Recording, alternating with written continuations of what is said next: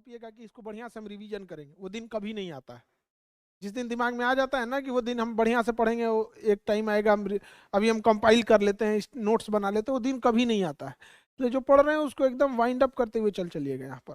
और न्यूज़पेपर वगैरह का एडिटोरियल वगैरह वो सब रेगुलर की चीज़ें यहाँ पे। करंट अफेयर की एक खराबी है ना, जैसे गड्ढा भरते हैं ना, गड्ढा तो 10-20 ट्रैक्टर उसमें मिट्टी डाल देते हैं ना, तब वो बराबर आता है, उसके बाद उसके ऊपर दिखता है। तो करंट अफेयर भी ऐसा है, 1 महीना पढ़िएगा तब तो आप बराबर होइएगा, तब समझ में आएगा।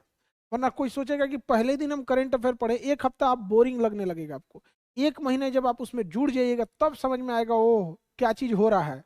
वरना कोई ऐसे सोचेगा पैरासूट लैंडिंग करे सीधे, अच्छा इसका मतलब है कि मालदीव में सरकार गिरने वाली है।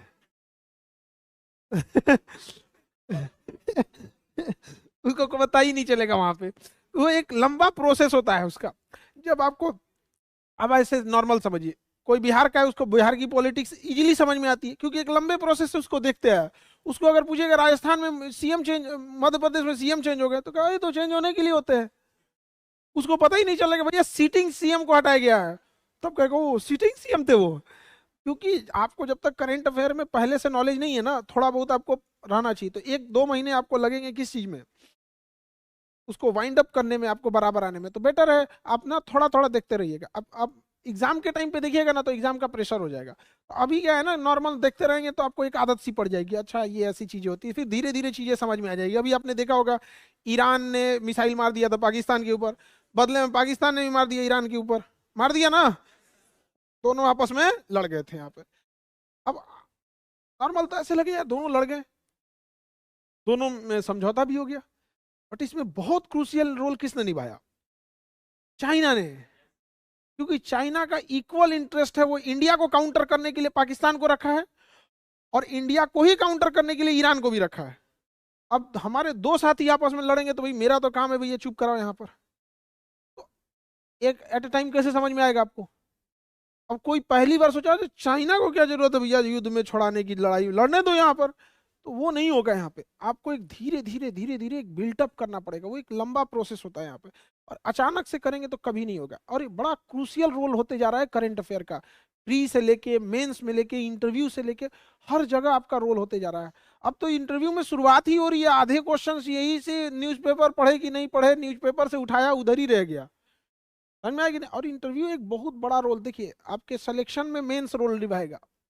बढ़िया पोस्ट मिलेगा कि नहीं मिलेगा इंटरव्यू का मार्क्स डिसाइड कर देता है। तो काफी अच्छा मार्क्स हो जाता है ना वो इंटरव्यू वाला चीज में। मेंस आप अच्छा किए सिलेक्शन तो लेके आएंगे, इंडियन पोस्टल सर्विस दे देगा या कहीं ऐसा जगह देगा जो आपकी शायद चॉइस ना हो। तो कई बार ऐसा होता है ना, बिना चॉइस का जॉब करना और बिना पसंद की शादी करना बड़ा टेंशन चीज हो जाता है। भाई या तो मेल की जिंदगी क्या होती है, या तो ऑफिस में होगा अपने वर्क प्लेस पे, या तो घर में, दोनों उसके लिए वो जैसे उसकी जीवन जो है अर्धांगिनी उभी है, आधा ही कहा जाता है ना। तो एक तरह का जॉब भी है, तो आप सेटिस्फाई रह पाइएगा। अब किसी को फौज में जाना है, अब आप उसे रेलवे सर्विस भेज दीजिए, फाइनेंस सर्विस में, पागल रहेगा यार ये हमको। कोई उसको आईपीएस लेना है, चला जाएगा रेवेन्यू सर्विस में, अच्छा नहीं लगेगा। तो हर जगह आपको ध्यान रखना है यहाँ पे, और जो जी चीज़ें रेगुलर चीज़ें होती हैं उसको ध्यान रखना है आपको। जैसे साइंस है, आपका साइंस बैकग्राउंड है तो बढ़िया है, जिसका साइंस बैकग्राउंड नहीं है वो थोड़ा सा आपको मेहनत करने की ज़रूरत है। कोई पढ़ने में तेज नहीं है इसमें, और ना ही कोई पढ़ने में कमज़ोर है। दो ही वर्ड होता है, एक लापरवाह एक जिम्मेदार। जो पढ़ने में कहते हैं ना कमज़ोर है, हाँ, तो वो कमज़ोर शब्द बोलने से ना एक सिंपैथी की फीलिंग आती है, ओहो कमज़ोर है, दीन है, आहा ये बेचारे पे दया करो। ये कल्चर ही खराब है यहाँ पे। हमको तो मेरा बस चले तो इस शब्दे पे रोक लगा दे एजुकेशन सिस्टम में। कमजोर नहीं है तो लापरवाह है, समझ में आएगी नहीं। कोई पढ़ने में तेज नहीं होता है। ऐसे जब बोलते हैं ना कि तेज है पढ़ने में, तो ऐसा लगता है इसके घर वाले हॉर्लिक्स पिलाए होंगे, बॉर्नवीटा खिलाए होंगे, अमीर घर में पैदा हुआ। नहीं नहीं नहीं नहीं, वो सिंसियर है, बचपन से ही सिंसियर है कि नहीं यहाँ पे। अब एक हमारे साथ एक लड़का पढ़ता था, वो हमसे कह रहा है कि भाई तुम लोग 6 घंटे बैठ के पढ़ देते हो ना, तो भी तुम्हारा यही पोजीशन है। हम जिस दिन 6 घंटे पढ़ देंगे ना उस दिन गर्दा उड़ा देंगे। हम कहेंगे सुन सुन सुन, 6 घंटा जिस दिन बैठेगा ना उस दिन कमर दर्द की गोली खाएगा। अचानक से कोई सोच ले कि पहला पढ़वे नहीं किए हैं और सोचेंगे नहीं आज हम 6 घंटा बैठ के पढ़ेंगे, कमर दर्द का गोली खाना पड़े। वो आदत होती है धीरे धीरे चीजों को। तो आप में से कोई तेज नहीं है, कोई सिंसियर नहीं है, ना ही कोई लापरवाह ये कमजोर है। या तो आप सिंसियर होंगे या तो लापरवाह होंगे।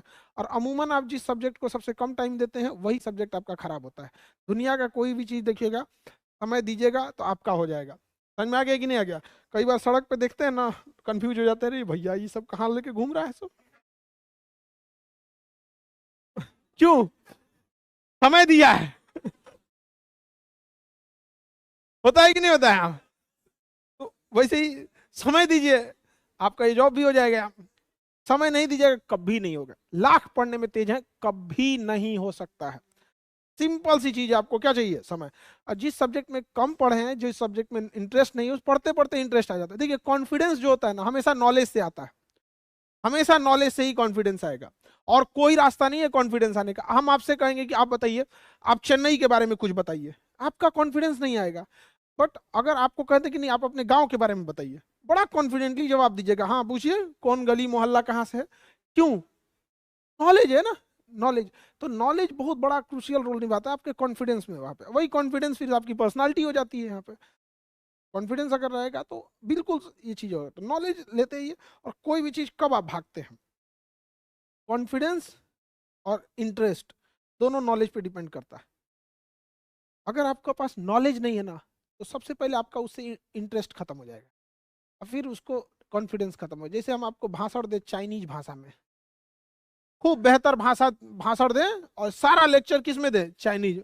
समझ में नहीं आ रहा है, यहाँ पे नॉलेज नहीं आएगी, इंटरेस्ट खत्म होगा, कॉन्फिडेंस खत्म हो जाएगा। समझ में आएगी नहीं? नेपाली भाषा में आपको समझ में आएगा नहीं।